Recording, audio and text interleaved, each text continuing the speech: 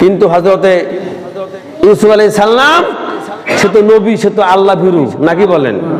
তার তো চক্ষু নিম্নগামী। কিন্তু জুলাইখা সে যতই বড় হয় তার অন্তরে এমন প্রেম আল্লাহ তাআলা, এটা তো আল্লাহ তাআলার পক্ষ থেকে যদি কেউ মানে মুফাসসির করে হলো বলেছেন যে ভালো কাজ আসে শয়তানের পক্ষ থেকে, আর খারাপ কাজ হলো ভালো কাজ আসে আল্লাহর পক্ষ থেকে, আর খারাপ কাজ আসে শয়তানের কি পক্ষ থেকে।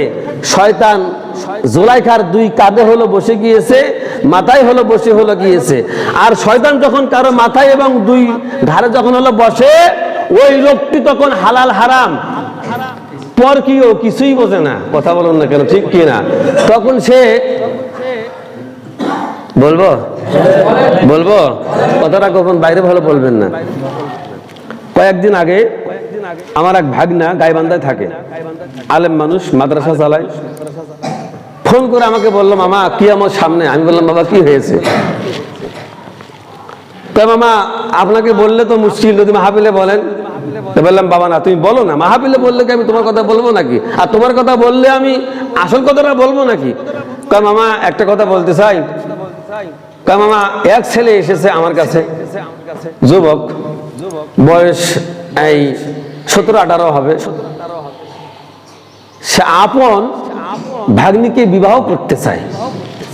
এই কথা বলে বললে হয়ে গেল, তাতে হয়ে গেল। নাউজুবিল্লাহ, জোরে কন, আরো কন নাউজুবিল্লাহ।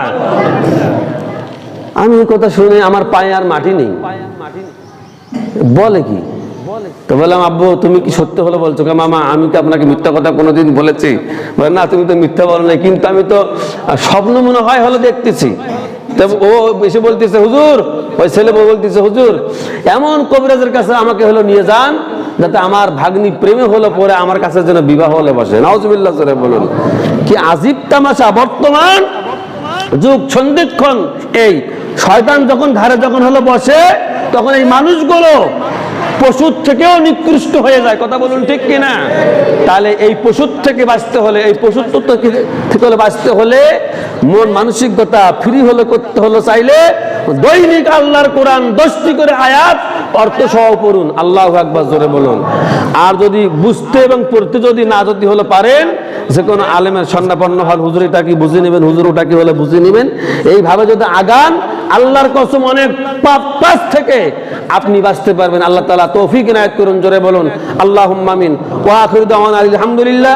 যারা সুন্নাত পড়েন নাই, সুন্নাত পড়ে নেন।